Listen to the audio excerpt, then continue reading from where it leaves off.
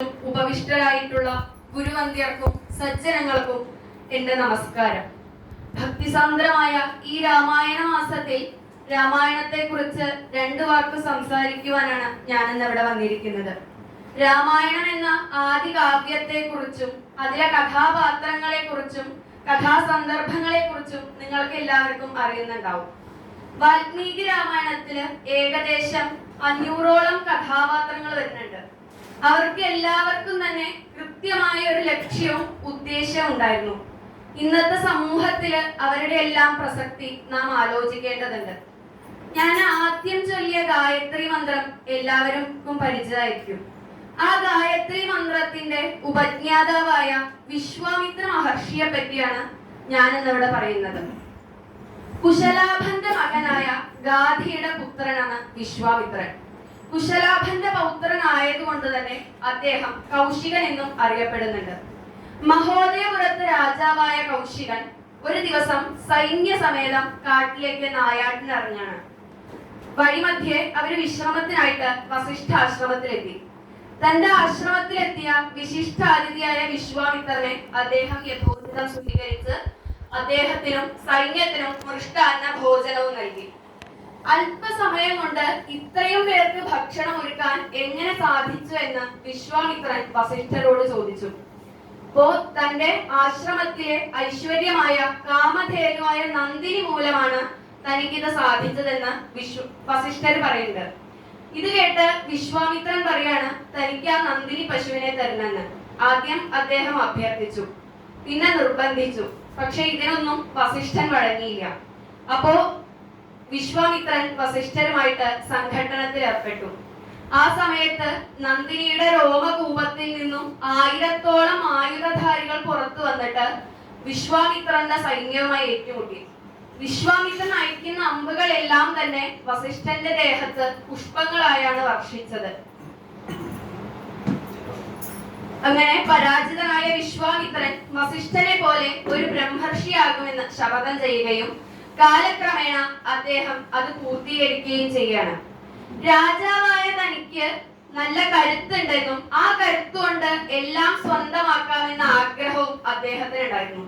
പക്ഷേ വസിഷ്ഠന്റെ തപോബലവും ബ്രാഹ്മണ്യവും കണ്ട് അദ്ദേഹം തിരിച്ചറിയുന്നുണ്ട് ബുദ്ധിയും ശക്തിയും ചേരുന്നിടത്താണ് സ്ഥിരമായ വിജയം എന്നുള്ളത്. ഇത് തന്നെയാണ് ഗീതയിലെ അവസാനത്തെ ശ്ലോകത്തിൽ പറയുന്നത്. യത്ര യോഗേശ്വര കൃഷ്ണോ യത്ര പാർത്ഥോ ധനുർധരഃ തത്ര ശ്രീർവിജയോ ഭൂതി ധ്രുവാ നീതിർമതിർമമ. യോഗേശ്വരനായ കൃഷ്ണനും ധനുർധാരിയായ പാർത്ഥനും ചേരുന്നിടത്താണ് സ്ഥിരമായ വിജയവും ഐശ്വര്യവും എന്ന് ഈ ശ്ലോകം കൊണ്ട് അർത്ഥമാക്കുന്നുണ്ട്. ഒരിക്കൽ ബ്രഹ്മർഷിയായ വിശ്വാമിത്രൻ അയോധ്യയിലെത്തുന്നു.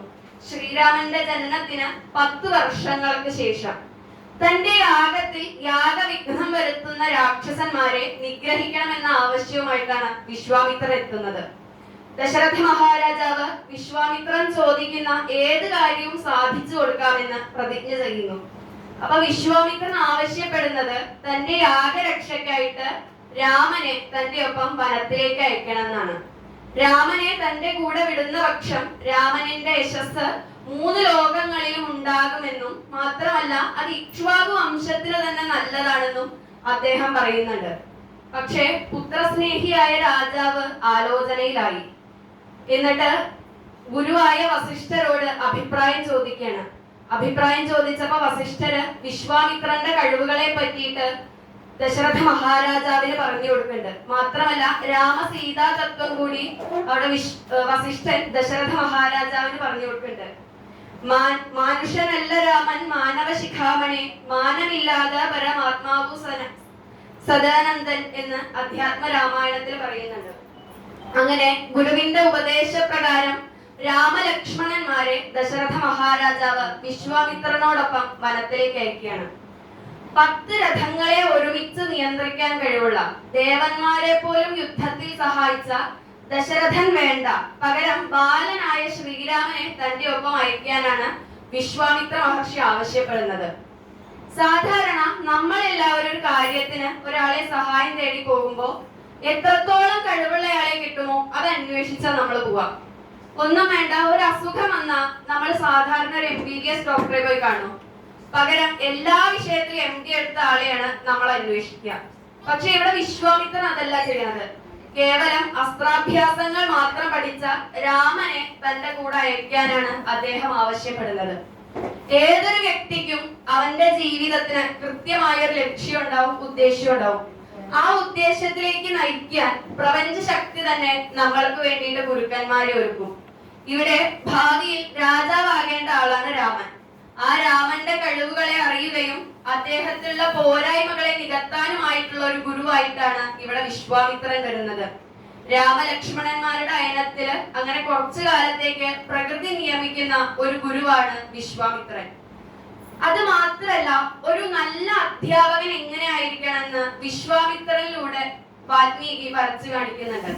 അതായത് രാമന്റെ കഴിവുകളെ അറിഞ്ഞ് രാമന്റെ ജീവിതോദ്ദേശത്തിലേക്ക് എത്തിക്കാൻ വഴി കാണിക്കുന്നതില് ഒരു പ്രധാന വഴികാട്ടിയാണ് ഇവിടെ വിശ്വാമിത്രൻ. ഇന്നത്തെ സമൂഹത്തിലെ അധ്യാപകർക്കെല്ലാം തന്നെ ഒരു നല്ല മാതൃക കൂടിയാണ് വിശ്വാമിത്രൻ. വനത്തിലൂടെയുള്ള കഠിനമായ യാത്രയിൽ ആ കുമാരന്മാർക്ക് ആദ്യം ഉണ്ടാവുക ദാഹം, അത് കഴിഞ്ഞാൽ വിശപ്പ്, അതുപോലെ ക്ഷീണം. ഇവയൊന്നും ആ കുമാരന്മാരെ ബാധിക്കാതിരിക്കാൻ വിശ്വാമിത്രൻ അവർക്ക് ആദ്യം തന്നെ ബല, അതിബല എന്നീ മന്ത്രങ്ങൾ ഉപദേശിച്ചു കൊടുക്കുന്നുണ്ട്. അതുകൊണ്ട് തന്നെ അവരുടെ പിന്നീടുള്ള യാത്ര അത്ര കഠിനമല്ലാതായി തീരുന്നുണ്ട്. അതുപോലെ രാത്രി സരയൂ നദീതീരത്ത് വിശ്രമിച്ച കുമാരന്മാരെ മഹർഷി വിളിച്ചുണർത്തുന്നത് നമ്മൾ എല്ലാവരും കേട്ടു കാണും. കൗസല്യ സുപ്രജ രാമപൂർവ സന്ധ്യ പ്രവർത്തതേ ഉത്തിഷ്ഠ നരശാർദൂല കർത്തവ്യം ദൈവമാൻഹിതം എന്ന MS സുബ്ബലക്ഷ്മി പാടിയത്. കൗസല്യയുടെ സുപ്രജയായ രാമ, കിഴക്ക് പ്രഭാതം വന്നണഞ്ഞിരിക്കുന്നു. നരോത്തമനായ അങ്ങ് ഉണർന്നെഴുന്നേറ്റ് ദൈവികമായ കർത്തവ്യങ്ങളിലേക്ക് ഉയർന്നാലും എന്ന് പറഞ്ഞാണ് മഹർഷി രാമനെ വിളിച്ചുണർത്തുന്നത്.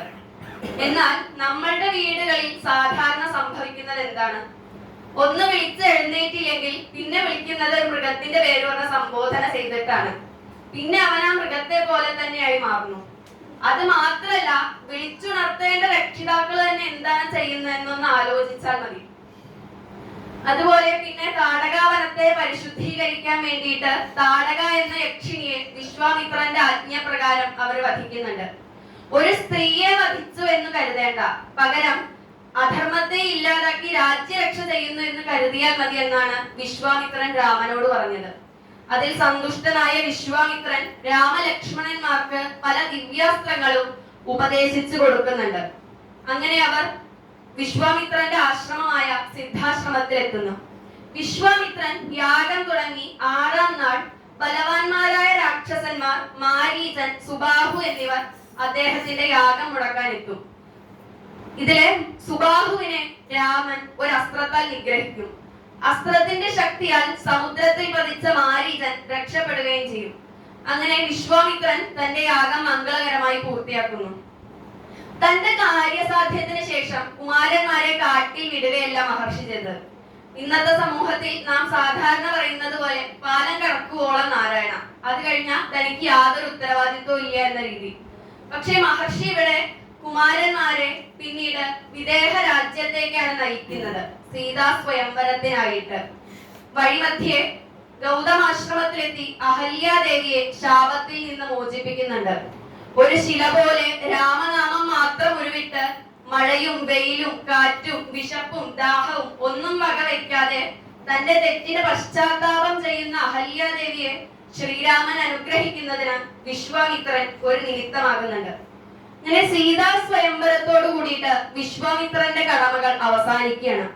രാജർഷിയിൽ നിന്ന് ക്ഷത്രിയ ബലമല്ല, മറിച്ച് ബ്രാഹ്മണ്യമാണ് മഹത്തരം എന്ന് മനസ്സിലാക്കി ബ്രഹ്മർഷിയായി മാറിയ വിശ്വാമിത്രൻ ശ്രീരാമന്റെ അയനത്തിലെ ഒരു പ്രധാന വഴികാട്ടിയായി മാറുന്നു.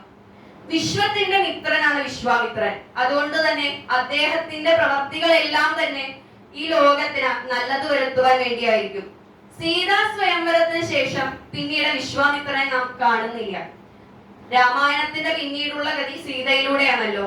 അങ്ങനെ ശ്രീരാമന്റെ ജന്മോദ്ദേശമായ രാവണ നിഗ്രഹത്തിലേക്ക് വഴി കാണിക്കുവാൻ യാഗരക്ഷയുടെ പേരിൽ ആദ്യം കാട്ടിലേക്കും തുടർന്ന് ഇതിലേക്കും നയിക്കുന്നത് ഈ വിശ്വത്തിന്റെ മിത്രനായ വിശ്വാമിത്രനാണ്. ഇതിനെല്ലാത്തിനും ഉപരി ഈ വിശ്വാമിത്രന്റെ ഗായത്രി മന്ത്രത്തിലുള്ളത് 24 അക്ഷരങ്ങളാണ്. വാൽമീകി രാമായണം നമ്മൾ എടുത്ത് പരിശോധിക്കുമ്പോൾ നമുക്ക് മനസ്സിലാവും, രാമായണത്തിലെ ശ്ലോകങ്ങളെല്ലാം തന്നെ ഈ 24 അക്ഷരങ്ങളെ അടിസ്ഥാനപ്പെടുത്തിയുള്ള 24,000 ശ്ലോകങ്ങളാണ്. അതുകൊണ്ട് തന്നെ ആ രാമായണം ഒരർത്ഥത്തിൽ ഗായത്രി തന്നെയാണ്. ആ മന്ത്രത്തിന്റെ ഐശ്വര്യവും അനുഗ്രഹങ്ങളും എല്ലാവർക്കും ഉണ്ടാവട്ടെ. ഞാൻ എന്റെ ഈ വാക്കുകൾ ഈശ്വരന്റെ പാതാരവിന്ദങ്ങളിൽ സമർപ്പിക്കുന്നു. അതുപോലെ തന്നെ ഇന്നത്തെ ഗുരുപൂർണിമയുടെ സുദിനത്തിൽ എന്റെ എല്ലാ ഗുരുക്കന്മാരുടെയും പാതാരവിന്ദങ്ങളിൽ ഞാൻ നമസ്കരിക്കുന്നു. ഇന്നത്തെ ഈ ഒരു വേദിയിൽ 2 വാക്ക് സംസാരിക്കാൻ അവസരം തന്ന ബാബുരാജ് മാസ്റ്റർക്കും ശ്രീകുമാർജിക്കും, അതുപോലെ തന്നെ ഇവിടെ 27ാമത് രാമായണ സത്സംഗത്തിന്റെ സംഘാടകർക്കും എല്ലാവർക്കും ഞാൻ ഹൃദയത്തിന്റെ ഭാഷയിൽ നന്ദി രേഖപ്പെടുത്തുന്നു.